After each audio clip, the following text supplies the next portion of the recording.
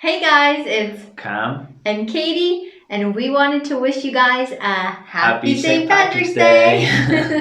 I've always loved St. Patrick's Day. I've celebrated it every year of my life, and I'm so lucky because I'm married to an Irish man. It's extra special because I feel like I have my little leprechaun here with me for St. Patrick's Day.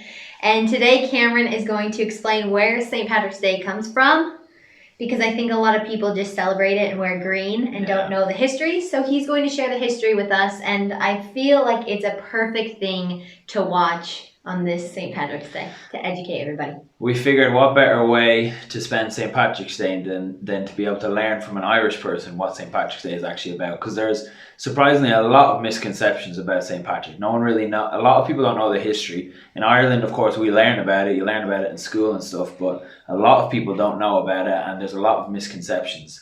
So the info that I'm going to share today is pretty basic to like general Irish knowledge. It might not be 100% factual. There's a lot of debate about just how factual some of the information is about St. Patrick.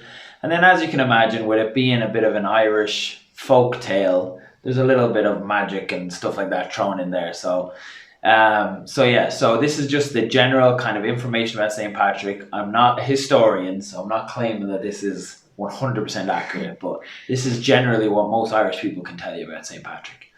So first and foremost, St. Patrick is not Irish. Most people don't actually know that. St. Patrick was actually born in Britain, Britain under Rome at the time. They're under Roman rule. And so it's during the 5th century. The dates, again, are something that people debate about a lot, but somewhere around the 5th century. So St. Patrick was born in what, at least from what I was told, is now modern day Scotland. Again, a lot of this information I'm going to be giving you, there's debates about, well, was it there, was it here, was it this exact day? So there's a lot of debates. But as far as kind of the general consensus, he was born in Scotland. His family was quite religious, but we actually find out from Patrick's writings himself that he considered himself a bit of a pagan, which what we'd probably consider today like an atheist. Like he don't know what to believe. Anyway, at the age of 16 years old, he was out playing with his friends, and he was abducted by Irish pirates. This is crazy. This is my first time wearing this. Yeah. I didn't know if you knew this or not. So I'm like, notice my reaction. Like, what? So he was 16 years old. He was abducted by Irish pirates, brought to Ireland, and sold as a slave. And he lived in Ireland for 6 years as a slave. He took care of animals on a farm, as you do in Ireland. And one night he had a dream, and he said that in the dream there was a voice that told him he would soon be freed, and that he should go to the coast because there would be a ship there that he'd be able to get on to get home back to Britain. And so he listened to the dream, got up out of his bed, packed up all his stuff very early in the morning, left before his master had woken up, and went to the coast, and there was a ship, and he was able to get on that ship and get back home. And so that kind of was his first experience with what he believed was God. So he believed it kind of was that was kind of like his conversion story, I guess, that kind of made him believe, because his family was religious, but he wasn't. But after this experience, he became quite religious. So for the next few years, he started to really study. He became part of the clergy in Britain. He started to study more about the Bible and learn more about Christianity in general. And a few years later, he had a dream one night. And in the dream, he said that he heard the voice of the Irish people asking him to come back. Asked him to come back to Ireland because they needed Christianity. Because in Ireland at the time, the vast majority, I don't know percentages, but I would assume all of Ireland was pagan. So they didn't believe in anything. They believed in like spirits and, different gods and things like that. And so he had a dream that the Irish people were asking him to come back and teach them about Christianity. So Patrick went back to Ireland as a Christian missionary. Oh my God. And he served there for, I believe, 30 to 40 years as a Christian missionary, just going around teaching people. So this is where we start to get a bit more into, that was more kind of factual history. This is where we start to get a bit more into kind of the stories about St. Patrick and why we celebrate St. Patrick's Day.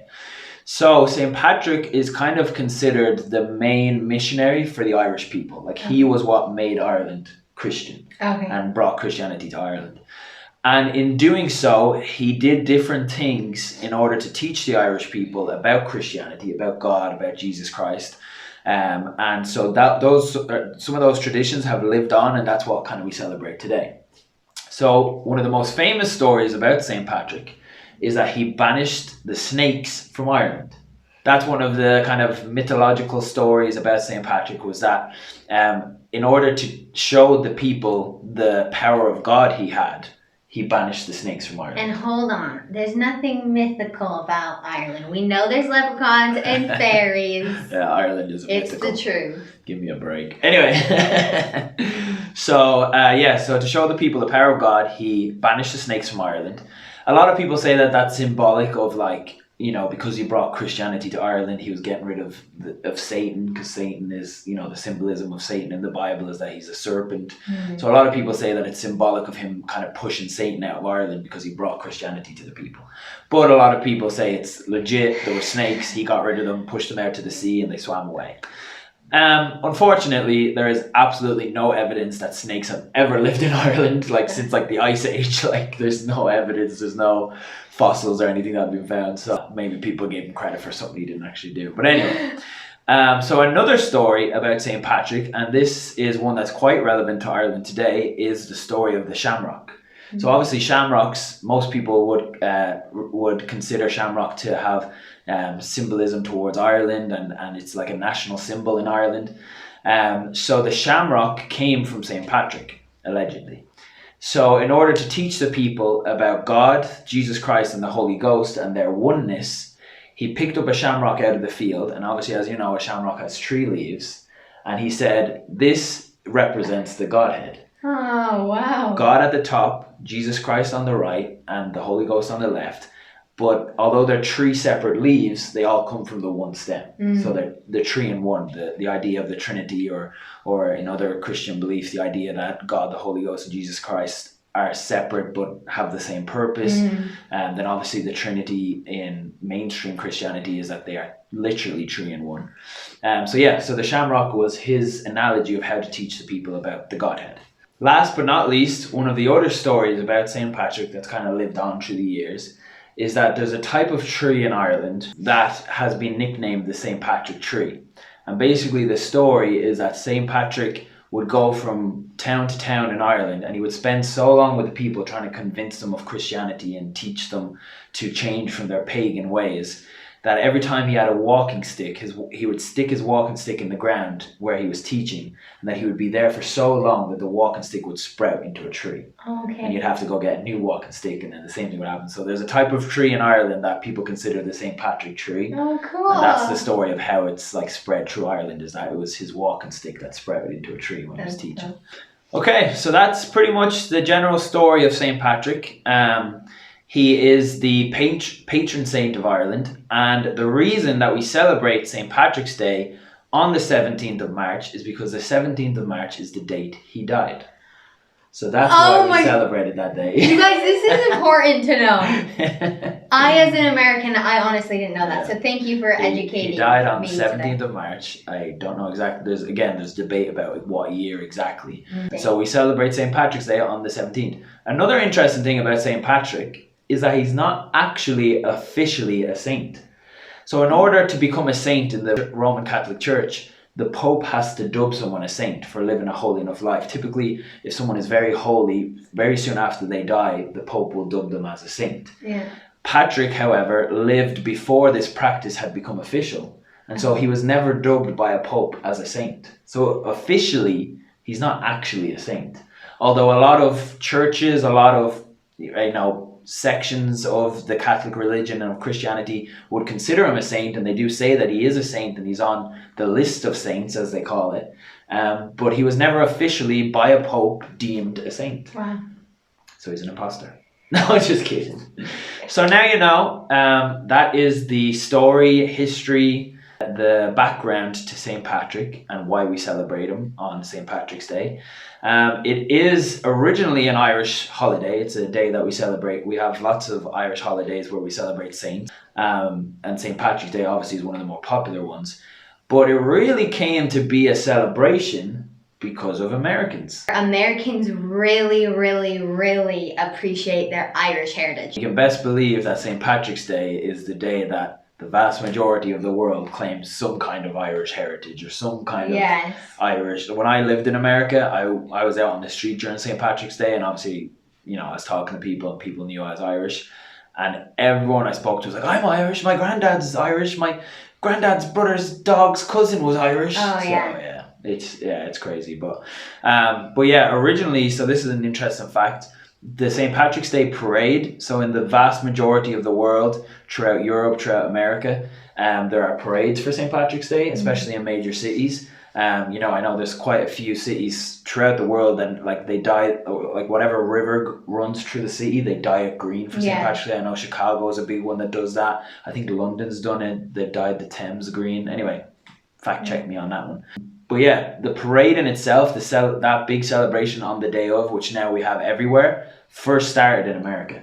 We didn't have parades in Ireland. It was a day that we celebrated. It was a holiday, but we didn't have a parade. And now, because of America, we have parades. Wait, is it America that started the whole wear green? That's something else that's debatable. There's a story that originally blue was the color for St. Patrick, that he wore blue, or there was some kind of connection to blue, and then just because Ireland's associated with green and it's very green and like the country's very green, shamrocks are green, leprechauns wear green, it through the years has kind of translated over into you have to wear green on St. Patrick's Day. Well, for Americans, things aren't this deep. You wear green. I looked this up, and apparently it's because you're invisible to leprechauns when you wear green, so they can't pinch you. Americans would say that. Some kind of protection against the leprechauns. Yes. So you obviously wear green to school and different things because your friends will pinch you. Yeah, and then basically you would have a green breakfast, green eggs, green pancakes. For lunch, you'd have maybe grapes or something green. And for dinner, you dye your biscuits. For him, biscuits are cookies. Biscuits, cookies. But for us, it's just green. You celebrate it by That's crazy. Just wearing green and eating green things. And a lot of fast food chains have Shamrock shakes, maybe a green breaded burger, something like that. So I'm just very used to decorating, the kitchen with a ton of green and enjoying it with my family. So it's not as deep, but as an American, I really appreciate you educating me and educating others, because it is a lot more special than just wearing green and watching Irish movies. In America, you go above and beyond, because in Ireland, all we do is wear green. So typically, most people would go to the parade. Either there's a huge parade in Dublin. Obviously, this year is going to be a bit different, but there's a huge parade in Dublin. A lot of the local towns have their own little small parade with different things going on. So most people go to some kind of celebration. Obviously, we wear green. We're wearing green today. Yeah. And we wear green. But as far as like eating green things go, like we don't really do that. So. Yeah, I feel like Americans, we go over and beyond. I'm sad because the McDonald's here in Spain does not have unfortunately not Shamrock shakes. So I will be making us Shamrock shakes tonight. Yeah. Well, guys, if you're watching this on St. Patrick's Day, happy St. Patrick's Day. If it's not St. Patrick's Day, we hope that it gets you excited for St. Patrick's Day. And we're glad that we were able to, as an Irish boy and an American girl, sit down and talk a little bit more about St. Patrick's Day and what it stands for and the history. As always, your comments and suggestions for our channel are more than welcome. We love getting some feedback. And please make sure to like, comment, and subscribe, and share this video with friends. Thanks for watching. Bye. Hey guys, so we just finished with our St. Patrick's Day video, and there was two small things that we forgot. First and foremost, I need to fill you in on every Irish person's biggest pet peeve. It is St. Patrick's Day, St. Paddy's Day with D's, but never St. Patty's Day. Okay, so if you're wishing people a happy St. Patrick's Day, happy St. Paddy's Day, make sure it's DDYS, not TT, because it's not St. Patty's Day. And then secondly, the other thing we wanted to add is if you wanted to know what the Irish is, it's La Éile Póric, that's St. Patrick's Day, but if you want to say happy St. Patrick's Day, it's La Éile Póric Chuna Guit. That's how you say happy St. Patrick's Day in Irish, so...